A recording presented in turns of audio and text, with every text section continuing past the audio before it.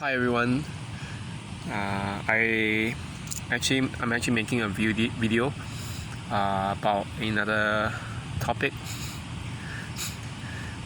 This topic that actually I've been thinking about it, but I just only came around to the idea, and after just contemplating, I want to make this video about.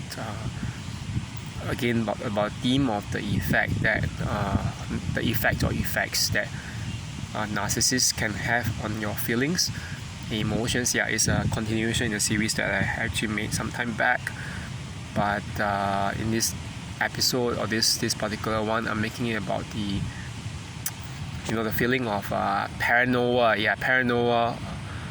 Yeah, that they actually create in you. Okay, I don't really know what everyone's experience of narcissist or narcissistic abuse is, but yeah,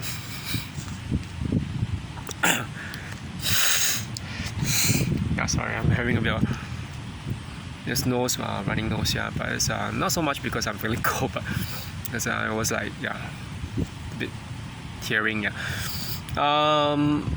The thing about this effect of paranoia is something that I think most people don't really always directly cover, but it's something that I think a narcissist would almost definitely have on you. Okay, why do I say that? What exactly is paranoia? Paranoia is this sense, it's a little bit different from fear. It is in part a part of a complex. And fear is one of the other emotions tied to it, or even anxiety, but it's not exactly the same thing. Paranoia is the idea or the feeling that people are out to get you.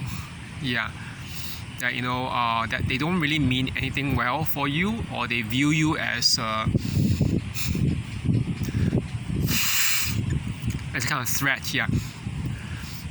Why do I say that a narcissist actually causes this in you?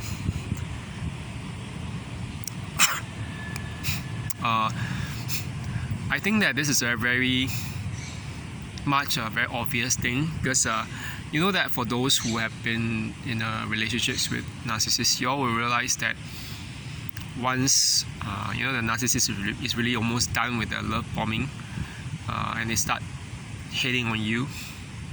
Yeah, they start hating on you. They will treat you as if you are the enemy, the number one public enemy, or not just even public, but private enemy as well.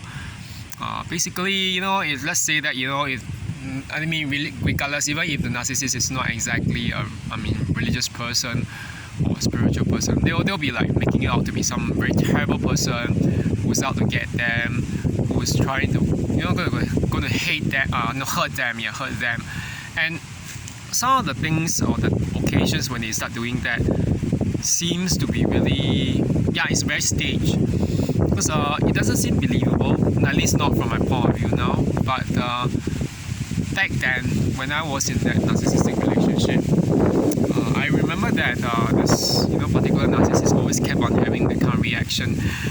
Every time we talk, it was as if we are going to, I don't know. I could be just like cracking a joke as per normal or whatever, and halfway through, that particular narcissist will just break out into rage or sudden anger, saying you're not supposed to do this. You're not supposed to, you're just gonna end up like it's like as if what you have done has offended their sentiments or their sensibilities, if they have even any to begin with. And it's funny because when I do try to go back in my memories to the point of the discard, it seems really ironic, because that the discard was really, now in retrospect, it seems really laughable. Back then I wouldn't feel that. It was very devastating, because discards are always especially by a narcissist or anyone toxic, it's very, very devastating. Not so much always because you were invested in them, but because you had ideas about them, people potentially having anything, some shred of conscience or some bit of goodness in them, but it turns out otherwise. And some of these people actually turn out to be way worse. I mean, that's the point when the illusion really breaks. I remember that, it's also weird. I just wanted to, assure that particular ex that nothing was wrong. We could just talk things out and whatever during the day of the discard. So I asked, can I just hold your hand just for the time while we talk? But guess what? That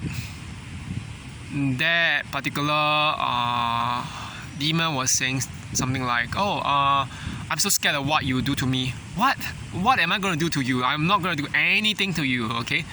It's like, but then throughout the whole thing, that the 45 minutes of that so-called one-sided thing where I was trying to talk some sense, I was being made out to be a potential assailant, that I could attack someone physically other than verbally or emotional. Isn't it ironic? They are the ones who are doing all that, all the assaults, all the verbal and emotional abuse, but while they are doing that, they are making you out to be the bad person. You are out to get them. The world is out to get them. So, all narcissists think like that. It doesn't matter whether they are overt or covert narcissists. To them, the whole world is against them. It's me against the world. And you'll never find someone as crazy as that, because we know that. I mean, to be honest, even statistically, how many % of the world is actually that evil? probably. If not evil, just say it. How many % of the world is actually suffering from NPD, narcissistic personality disorder? I mean, according to sociologists or even psychologists or social psychologists, you don't probably have more than maybe 1 to 2%, or even 5 at the worst, including the psychopaths and sociopaths, and even possibly other cluster B disorders, which are kind of similar. Maybe about 5 to 10%, at the worst. So I mean, doesn't that leave a good 90% of the world that is at least capable of some shred of empathy? But then you have these narcissists who are all going around saying that the world is out there which is evil, which is horrible, everyone else is terrible. They are the only good. No, I mean they do believe that. They believe that they are the only good people. Shame on them. They think that evil is good, and they call good evil. I'm not buying that. Okay, it's just a whole sense of paranoia.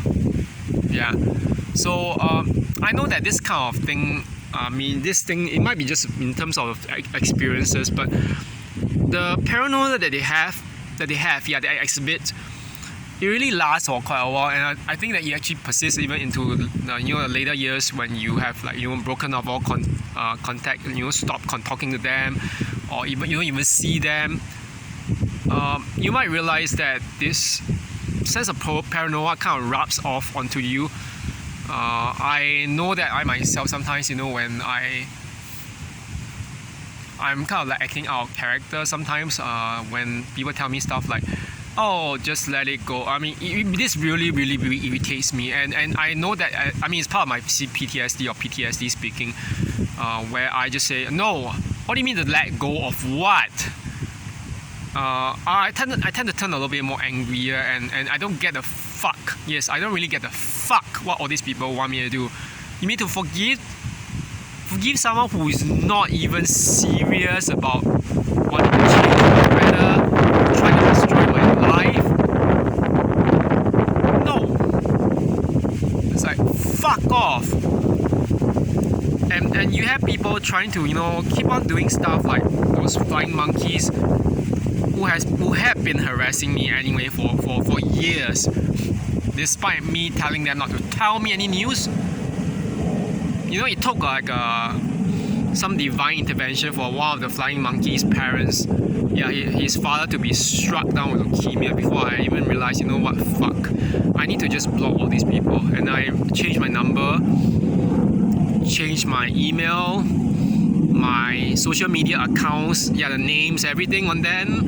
I didn't really cancel everything, but I just changed everything. So and then I blocked them, yeah. And I mean, only then did life become better. But okay, back to why I was talking about this paranoia. You know, the thing is, this paranoia, as I said, really rubs off onto you, and you know, for a period of time, I kind of think that it actually rubbed off onto me, where I get a sense that, oh, is anyone out to get me? You know, let's just say when someone is really nice to me, even if it is out of genuine concern, or maybe just out of kindness, real kindness, I actually have a kind of like a withdrawal or something that where I sense that, oh, is this person doing it with some ulterior motive? That is part of how it actually rubs off. But now in retrospect, I realize actually this is really overreacting, and none of us should ever see people this way. Because I mean, the narcissists, yes, they are paranoid because they have done terrible things. They are somehow aware of it, but they just don't want to face it. And therefore, to them, they have created this false narrative, this false self in their head that, you know, everyone else is evil, they are the only good people around, blah blah blah. You know, that they're convinced themselves of the big fat lie, the freaking lie that they tell themselves and everyone else, hoping that everyone else will buy that.